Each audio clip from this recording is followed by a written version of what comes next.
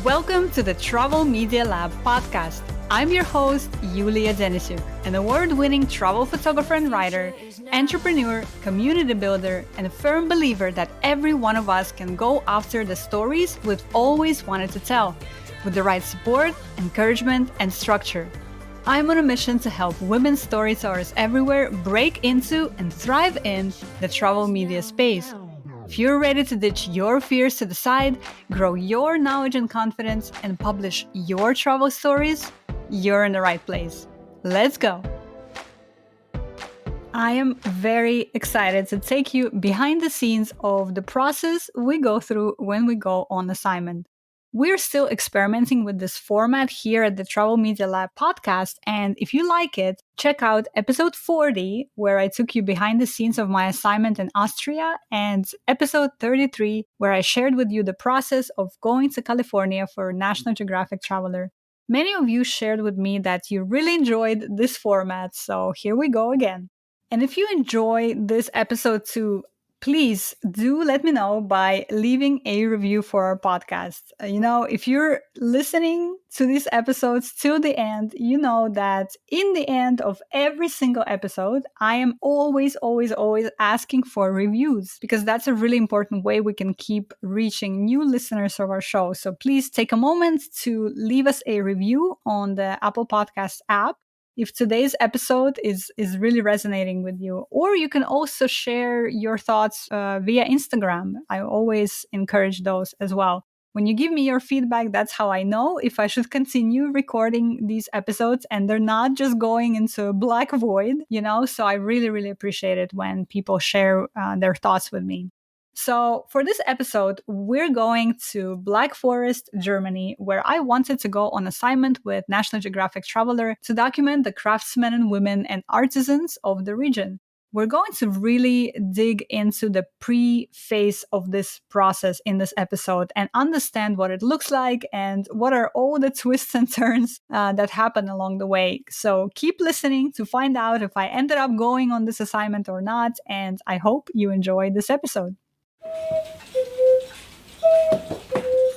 So if you've been listening to this podcast for some time, you will be familiar with an acronym called IMM, which stands for International Media Marketplace. It's a conference, a travel conference that I always recommend as the conference to go to if you want to start making connections in the travel media industry. So this conference happens once a year here in the United States, and they also run it in Europe and in Asia and in other locations. And I make it a point to always go to the one here in the States. It happens every January in New York. And so this year I went to IMM and I had many wonderful meetings with different tourism boards and PR companies that represent tourism boards at IMM. And one of the organizations that I wanted to talk to was Southwest Germany. It's a region of Germany that I really wanted to explore because I grew up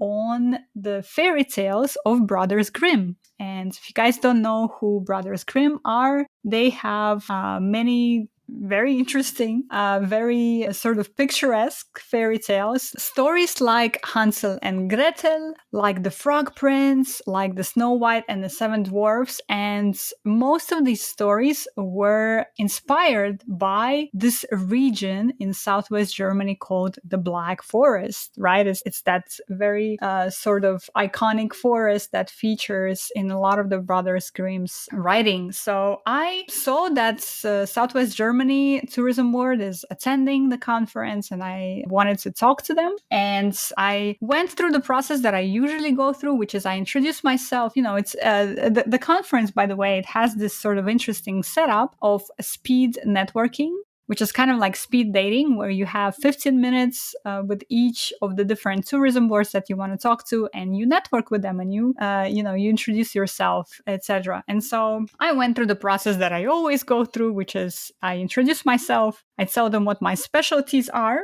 which is, stories about ancient traditions, about artisans around the world, about some interesting cultural traditions. And I also told them that I had an idea to create a story around the artisans and the makers of the Black Forest, right? Because in this industry, we always have to think about unique and interesting angles on the topics that we want to write about, So Black Forest in Germany is well known as this sort of epic landscape, this forest, etc. But the story that I wanted to make was more around the people of the Black Forest and the tradition of crafts and artisanry in the region. So that's sort of what we discussed in our initial 15 minutes introduction at IMM. And then after the conference was over, I came back home and I had a whole list of people to follow up with on all of the conversations. And so I just sent the email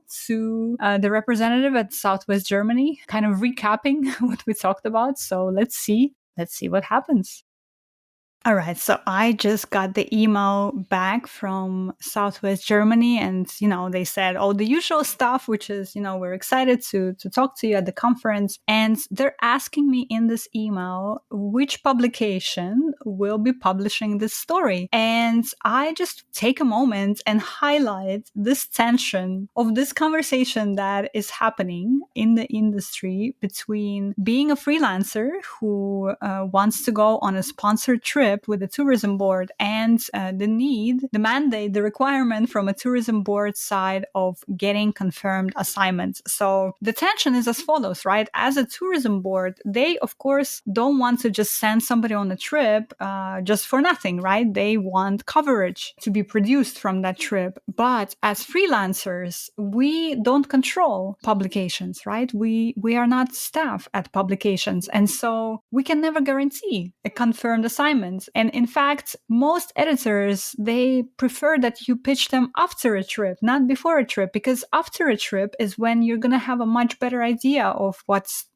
is your story actually and your angle, and you're going to have so much more detail and your pitch will be just so much better, So it's this rub between what editors of publications want and what tourism boards want.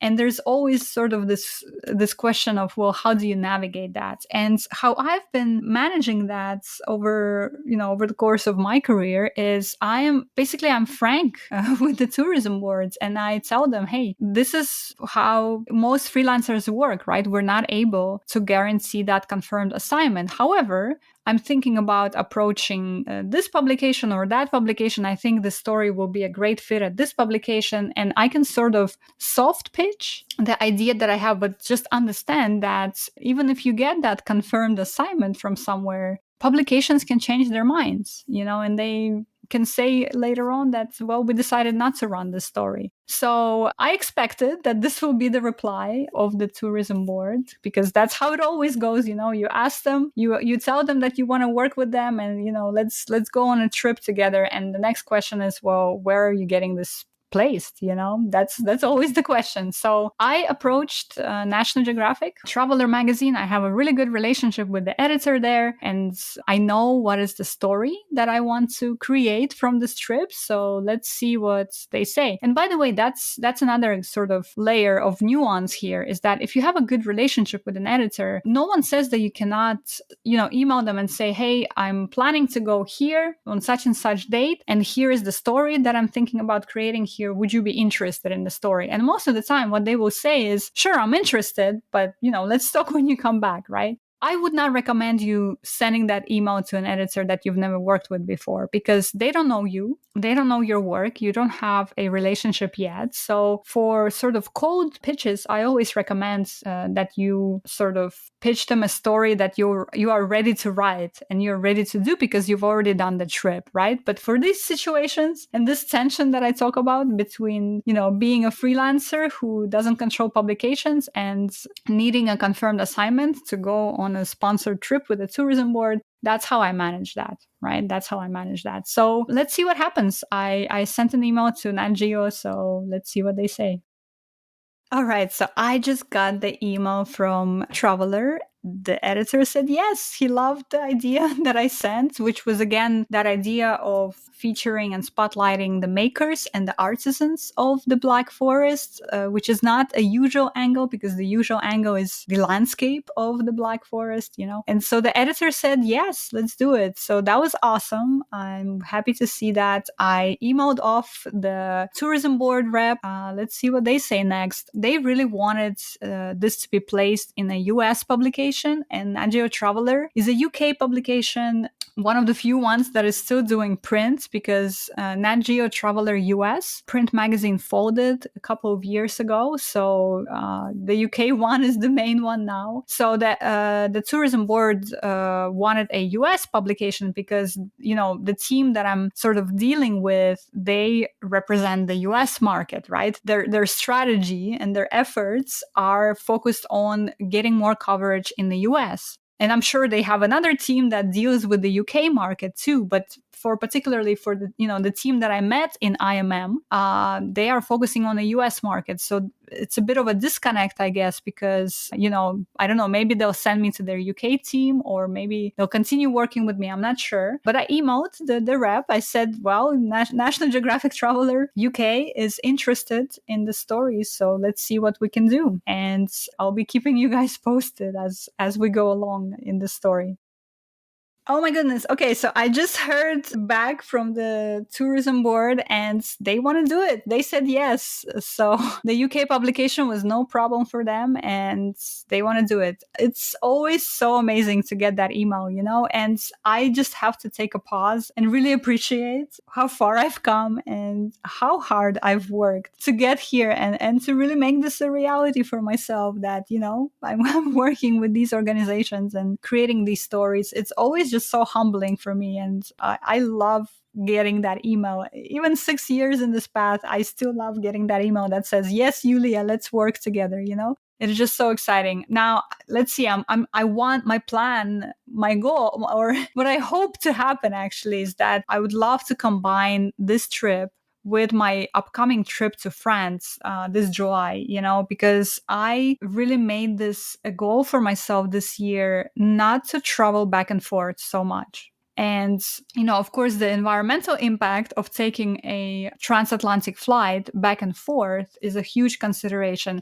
And also a health consideration, because just before the pandemic started in 2019, I had so many trips. I had too many trips, actually. I think I was gone 10 months out of that year. And most of these were like these transatlantic back and forth, back and forth, back and forth, you know? And I really started noticing that as I get older, my body doesn't process these sort of time zone changes and jet lags the same way it used to, you know? So some of you know, I might have mentioned this in the podcast before, but I'm planning to move to Barcelona next year. And, you know, there are many reasons to why I want to do it. But one of the reasons is that I want to be closer to all these destinations where I love to work. I love to do work in the Middle East. I love to do work in Asia, in Africa, in Europe. And it's just so far. It's just so far from the US, you know, and doing all these big transatlantic flights is just too much. So that's why I try to be smarter with all the planning and, you know, all the trip planning that I do every year. And so I have this upcoming trip to France to see my friends, which is not going to be about work. It's going to be strictly leisure, but I can combine, you know, this trip, this assignment trip to Southwest Germany with that trip. So instead of flying back and forth, or like instead of flying to France, coming back,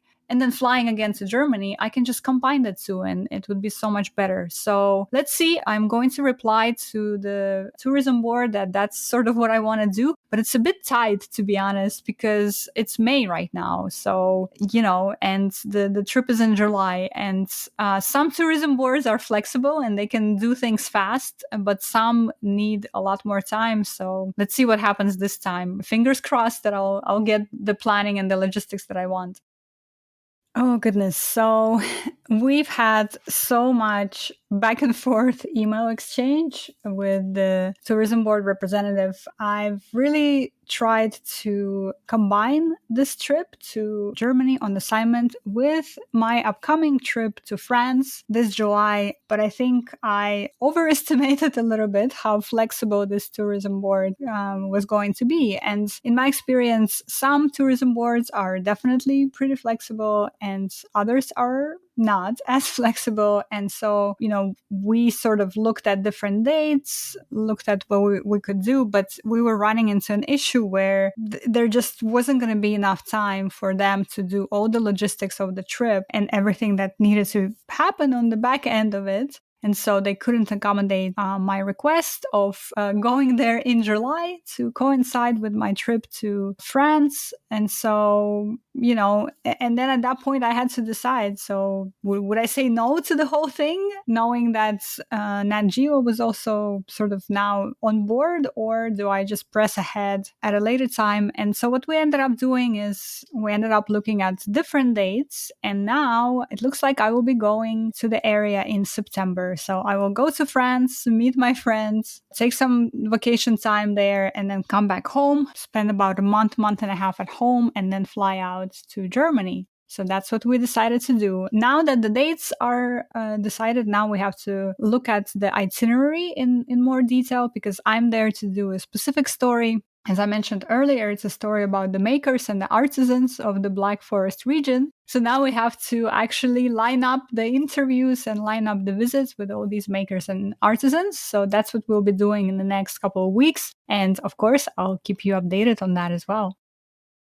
Hi, friends. So I thought I would give you an update on this whole planning and pre-journey process on my upcoming assignment to Black Forest, Germany. So we've had a lot of back and forth and email exchanges with this tourism board. It probably now holds the record of the amount of emails that were exchanged in preparation for a trip. And now that it's sort of all figured out, the itinerary is ready, I think we should have just gotten on the phone, to be honest. And we did get on the phone a couple of times, but especially in the beginning, it probably was a good idea for us to get on the phone and just really talk through what my vision is for this trip and what I'm trying to accomplish and what the tourism board wanted out of this trip. Because here's the thing, unless you communicate what your needs are and what your idea is, right? What kind of work are you there to do? The tourism boards are not always going to know that, right? They're not mind readers. They don't know. They don't understand what you need. And so when they don't know, they're going to just create a standard package and a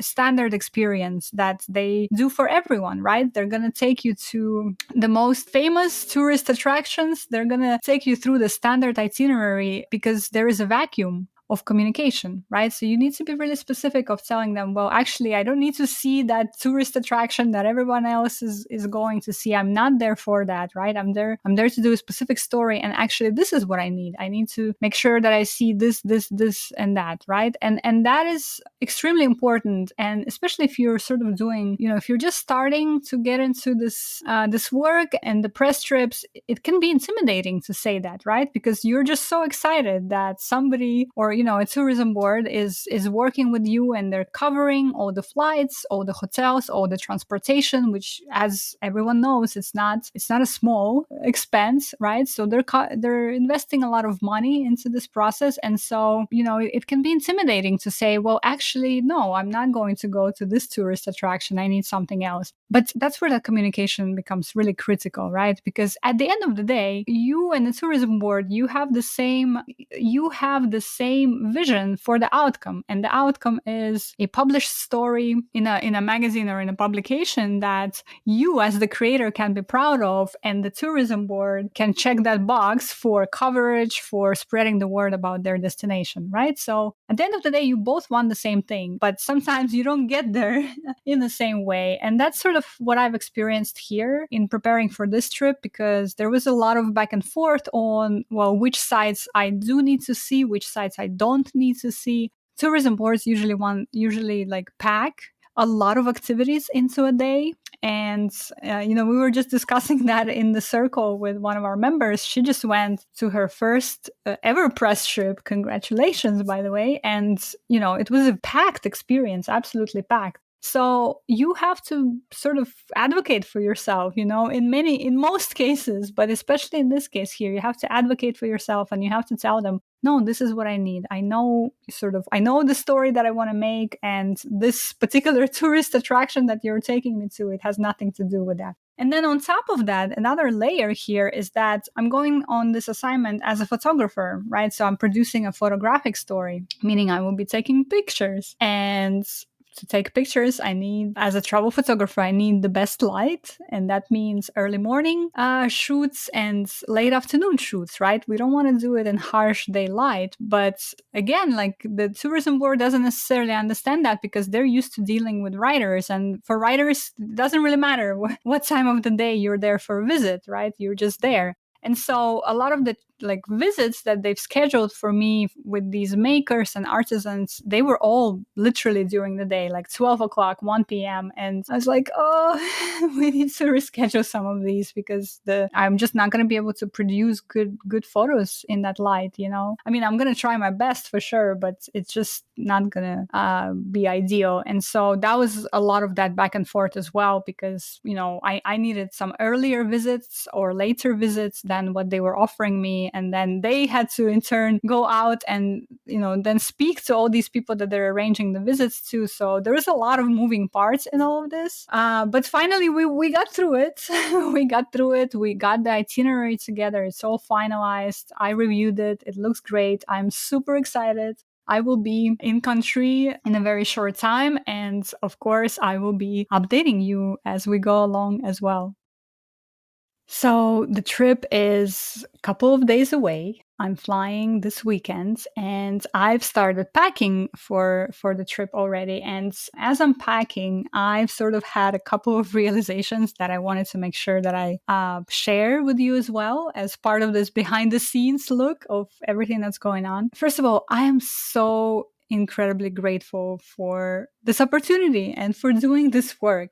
Every time this happens, when I'm about to go on a trip and create a story that I've sort of conceived in my mind, a story that excites me, a story that I can't wait to share with the world, I just really pause and pinch myself because sometimes I still can't believe that this is my life, and this is my reality. From 6 years ago when I was a corporate employee, dreading work every morning and dreading, the the life that was in front of me for the rest of my life, and going from there to this where I'm literally doing something that I'm just so excited about every single day. It floors me every time, and you never get used to it. That's the other thing, you never get used to it and you never take it for granted. And, maybe what I've shared with you so far in this episode, maybe it sounded a little bit, oh, she's frustrated. Oh, there's so much this and that, there's so much communication, so much back and forth. And sometimes in the moment it can feel this way for sure. But still, when you zoom out and look at the bigger picture and start packing for the trip as I'm doing right now, you really see that, oh my goodness, this is what I get to do. This is my work. This is my life, and that's just really so incredible. And the other thing that really dawned on me as I'm preparing for this trip and packing and all of that is that, hello, Impostor Syndrome. Hello, my friend. I thought it was long gone for me, honestly, you guys, but it's not. It's right here. And how I found it this time, how I found it manifesting this time is that I am over preparing so much. I've got new gear. I've bought some things that I probably don't need, like extra filters, like a tripod, which a tripod is actually an interesting conversation because I had a tripod when I started 6 years ago and I took it on trips and I just never took it out. I never used it and it was so heavy and I would lug it around everywhere and I never used it because just the kind of photography I do, it's not long exposure, it's not nighttime. I don't need a tripod, honestly. So that was my old tripod. I stopped using it. And as this trip is coming up, as I'm packing and as I'm looking into it, I all of a sudden felt that I needed a tripod again because real professional photographers, they come with tripods, Well, it's not, of course, that's not the only thought that went to my mind and why eventually ended up getting a new tripod, I also sort of evaluated what kind of photography I will be doing on this trip. And I'm not going only to Germany. I'm also going to Kazakhstan right after Germany, actually. And in Kazakhstan, I will be doing some landscape photography and maybe a bit of longer exposure, for which I will need a tripod. And I was also thinking to do like a self-portraits in Kazakhstan, because the whole idea of sort of the work that I'm doing in Kazakhstan is returning to the country and exploring the country that I actually haven't seen in a very long time. And so I want to capture some self-portraits in that vein. So objectively, I do need a tripod. But still, I noticed that, I have all these feelings that I'm not ready. I'm not prepared. I don't have enough gear. And, I started investigating MD filters, which is, again, something that I never used before because I don't really do that kind of landscape photography. But anyway, so I actually realized at the end of this process, after I bought the tripod, after I got the filters and everything, that this was probably my imposter syndrome manifesting a little bit, where I just needed to be so over prepared, right? To feel like I'm ready to do this work. And, guys, I've done this work before. I've done this work. I have nothing to prove and I have nothing to worry about, but the imposter syndrome still shows up. And that's actually the reason why I'm sharing this with you, is because this is a journey that never ends in some ways. This journey of facing your imposter syndrome or meeting your imposter syndrome face to face. It's a journey that never ends. And I'm much better at now recognizing it when it shows up and, lovingly and kindly just, telling some things to myself that I don't have to worry. I will be all right. I know what I'm doing. And I am a professional. But yeah, imposter syndrome is a real friend of ours, right? It shows up often. But, it's all right. I got my tripod, I got my gear now, so I will be okay. No, of course, I'm just joking. I know I will be okay in any way. I'm super excited to be heading out to Germany, to the Black Forest region, and to pursue some of these stories and to meet all these amazing people, craftsmen and artisans that live and work in that area. And that's really the work that excites me the most. When I get to do those kind of stories, I'm really, really excited. So I can't wait. I'm getting on a plane in a few days and I will say hello to you from Germany when I'll be there. And that will be the next step in this journey. So see you guys soon. Wish me luck.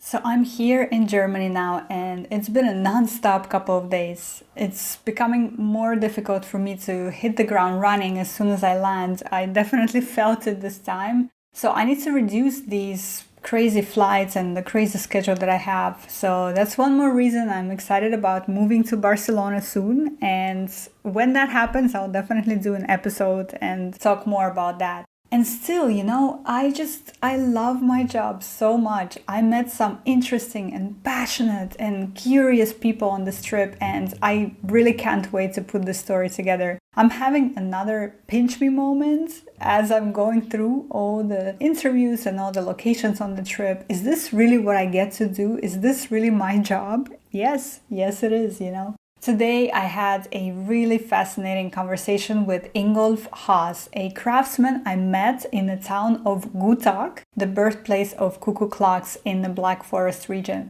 He took his family business, Rombach und Haas, from a traditional cuckoo clock making, which was getting out of style and people were no longer having these clocks in their homes and in their living rooms, to something that's relevant again through modern designs. And that's just such a cool story. I can't wait to share that bit of the story with the readers of the magazine. So in this soundbite you're about to hear, I asked Ingolf about the spirit of the Black Forest. What does it mean for him and why is it special to him? His answer was amazing. Okay, I'm a Black Forest man. I love to be in the Black Forest. Why? Because it's I need to get a little wider because I'm also a really spiritual thinking man. I do my meditation work since 40 years every day, and so when I walk through the forest, I sometimes really can feel the energy, the little hidden whatever gnomes, and it's the Black Forest. From my feeling, from my taste, it's an enormous energy place. I felt it actually when I first I stopped, took outside of the car, came out outside of the car, and I felt the energy. Okay. I felt something here. I think that's also the reason that we have so many tourists coming. Worldwide, people come to the Black Forest since decades to make Since after that movie that came out in 1950 or whatever. Of course, Schwarzwald made. That's true, definitely. People come here, they spend a lot of money in some places, they walk, they hike, they use their bicycle, whatever, or they just be here just to feel it. It's. I think that's from my thinking. That's a proof. That's millions of people over the last years came to the Black Forest. That's from myself a proof for this energy. If this wouldn't be like that, we have in Germany we have others. We have the Harz, we have other Odenwald, forests and but other the Bayerische Wald. But that's compared to the Black Forest. In here we have 10 times more tourists coming, at least 10 times more. So there is more than just you can see. Yeah. And of course we have these typical Black Forest houses with a special roof, and we have. I believe it's the energy. Yeah. And I would love for you to sort of elaborate on that, but also tell me what you think about it. Because how I understand it is that there's somehow an obsession with time. I mean, cuckoo clock, it keeps time. But you also tell me that in the forest, time feels different. It's not the time that you need to be here, here, here. Like time kind of stretches in the forest. Do you know the Greece antique mythology? There are two gods of time, Kronos and Kairos, exactly. And the one time is tak tak tak tak tak, so the pendulum of the clock, and the other time is it's a correct time. It's a feeling of the time. It's a moment, or it's the best time to do. This is Kairos, and this is what I have the feeling. The cuckoo clock brings both together. It brings the step by step, the chronometric time, of course, because it shows the time, it has a pendulum, tick-tock. But a clock like this is more than just a timepiece. It's a kind of artwork. Even the old ones, even in 750, for example, it used to be a piece of art. So the feeling of the carver, of the clockmaker, the energy, we talked about energy, the energy is in this piece of art, in this timepiece. And if you walk through the forest and if you could see all these, whatever, all these nature, spiritual creatures who are definitely living there, even if you cannot see them, they give you another feeling of time. They give you a feeling of losing problems, for example, or this is nature. It's of course not only in the Black Forest, but it is in the Black Forest, definitely. And there are of course special places with big rocks or whatever where you really can sit and your mind will stop, or at least become slow. And this is what I prefer. Oh, that's beautiful. That's a great ending for my story.